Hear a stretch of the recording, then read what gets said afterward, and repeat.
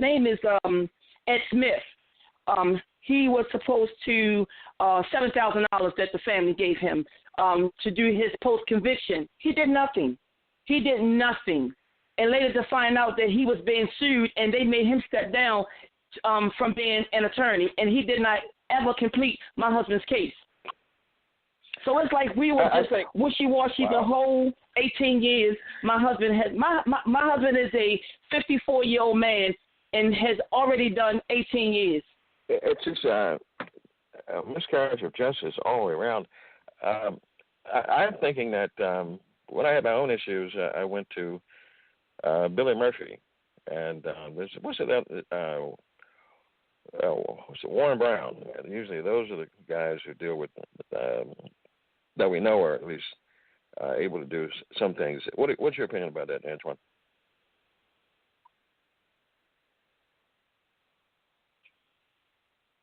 Are you still there? Say that one more time. You talking to me, Steve? Yeah, I was talking to you, Antoine. I said, what's your opinion on Baltimore's best defense attorney? Usually it's Billy Murphy and Warren Brown. Yeah, I mean, the thing is like you had, you have to really look at the corruption that's gone on in Baltimore. This has been going on for years. Yeah. Basically, to give you an idea, like with my case, okay, my first case, I'm trying to think, it wasn't my first case, my second termination from the police department.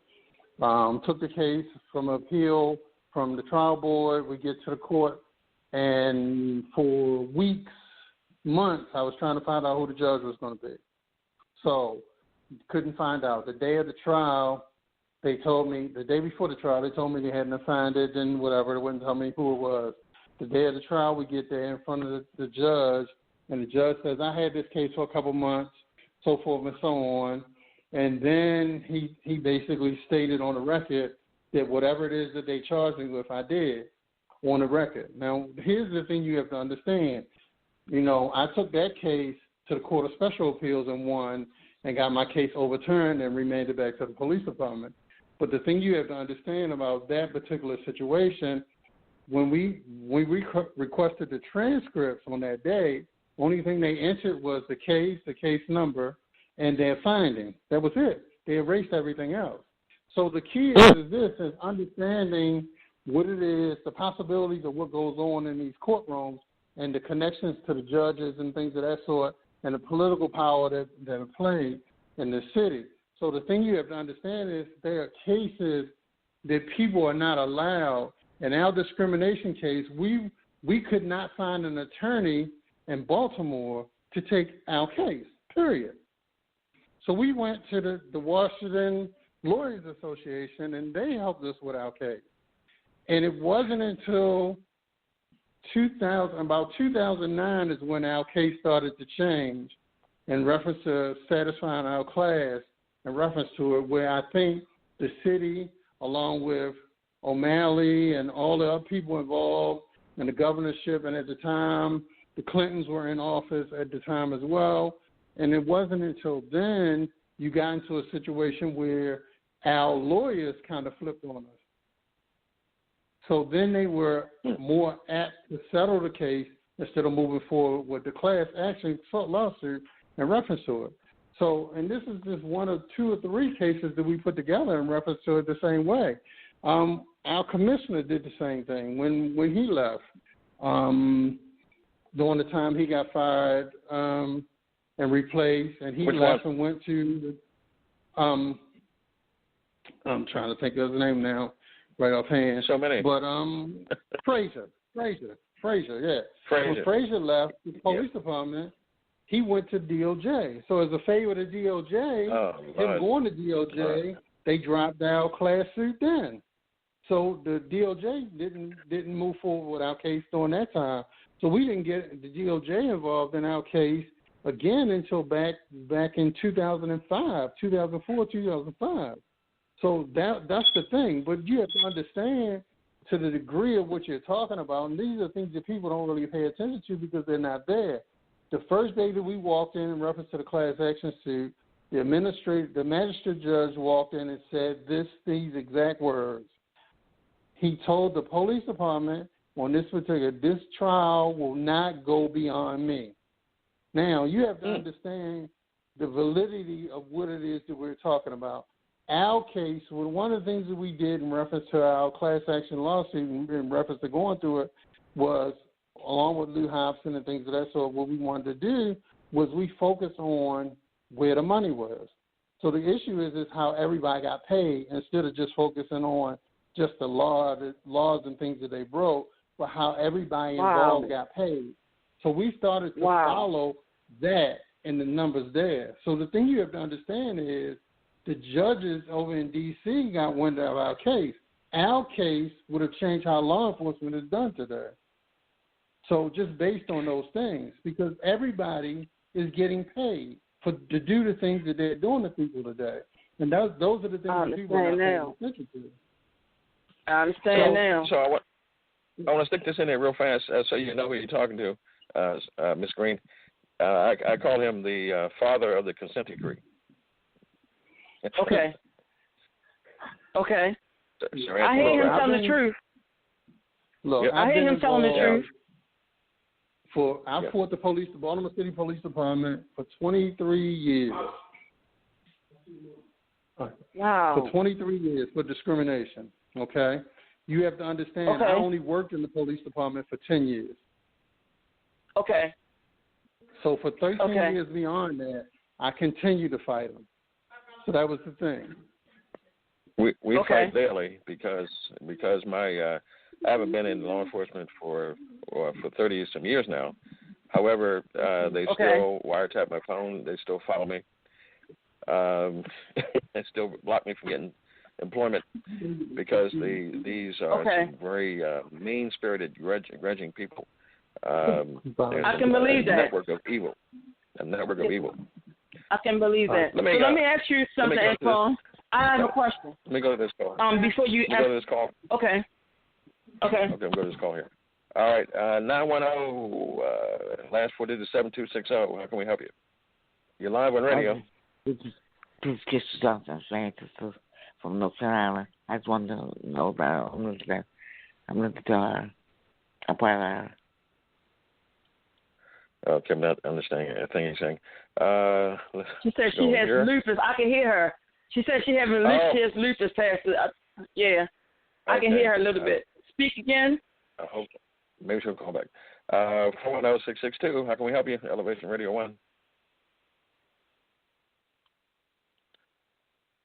You're live on radio. I'm just. Okay. Got one more call. All righty. You're live on radio. Elevation Radio 1.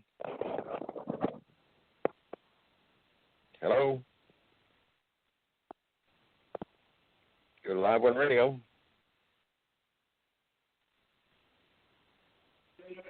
Okay. Go ahead. I think she called back. Give me 1 second. All righty. Welcome to Elevation Radio 1. I apologize. Hi, Pastor. I've already had a chance to speak. I am listening to the conversation instantly. Yes, I am listening. Thank you so much. Okay. All right. Now, thank you. Now. All right. Ms. Green, I've never had so many calls on this program in the entire 153 programs we've had. And so, continue. What has this how this has affected your family? It has affected both sides of the family tremendously. He has a mom that's over the years she's getting sickly herself, fighting for her son to get home. His grandmother gotten sickly over the years. She's fighting, for her grandson to come home. He has grandkids that he has not even seen since he has been in there. And myself, I had health conditions. I didn't had 2 strokes, but I'm still fighting. I'm still by his side. I will not leave his side until he gets out of there. We're going to be together. One day we're going to, reunite, and that's my faith and that's my belief. Because some people, when, they loved ones go to prison, I was always told this. When your loved ones go to prison, they take everybody with them. and some people don't understand it because they feel like that, he's in there, okay, I'll send him a couple of dollars when I can, and that's it. And then they lose them, and then when the jail system sees that they have no loved ones, then they begin to mistreat them and treat them any kind of way. They already getting mistreated, not getting the proper soap, the water. My husband tells me every day how nasty and dirty that jail is. The doors ain't working. The COVID to the capacity of the environment is so nasty and dirty. They're barely giving them rags and letting them shower, giving them soap, all of the above, but it has been a long run with me sticking by his side. His family has sticking by his side. His children have been sticking by his side, and his brother, has just sticking by his side. And it has been tough because everybody is, putting in to help out to try to meet his standards. With we done put so much money in attorneys, it's no more money to even give another attorney. So now it's like we're just fighting now to be heard. Somebody has to hear us. Somebody. Okay. Right. That's why we're doing it now. If anyone can do a GoFundMe page or account for and so say his name again. Duryea Green. Duryea Green.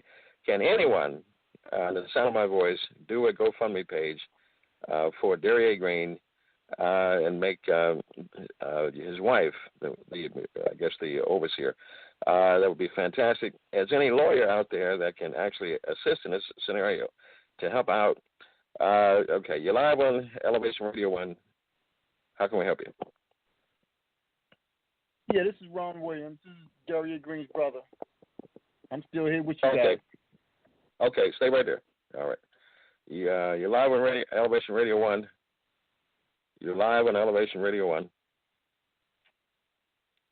Let's see one more time. You're live on Elevation Radio 1. Area code 910. Talking directly to you. This is not my number. Okay.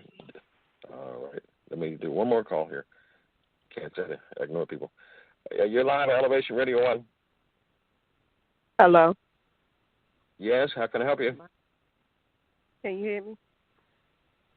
We can hear you. This is Elevation Radio 1. Do you have a comment? No, I don't have a comment. This is Duryea Green's daughter. No. I just was listening. Well, okay. That's my baby. You're privileged and welcome. Hang around. All right. Is anything? How has it affected you not having your father with you for most of your important things in life? He's a strong person. My mom, she's been doing all she can. They've been together since I was 6 years old. I'm 30 now. She helps out a lot. She does a lot for him. She's been fighting by his side. Anything she asks me to do, I try to do it to the best of my ability. My daughter, she loves him. He calls. She waits on his call. She waits for her pop to call. And, it's just crazy. It's crazy. It's been a lot. Are you computer literate? Yeah. Can you start a GoFundMe page? Sure can. And just tell them a story, and we'll see what happens. That's a good thing. And any type of, you have to start holding some press conferences because this is an election year, and if anything's going to happen, it's going to happen now. Right. Right. Yeah. And so, you got any advice, Antoine? Yeah, I hear you. I muted my phone so I can listen and not worry about any sounds in the background. So you said any advice on what? In reference to do? Any advice to help her out? Yeah. Well, the thing is, it's like the hardest part of this whole situation is you have somebody that's in jail and has been convicted. So the key is getting that conviction overturned or getting somebody else to look at the case or to the point or whatever. The problem that you have is the whole system is involved. That's really what you're dealing with.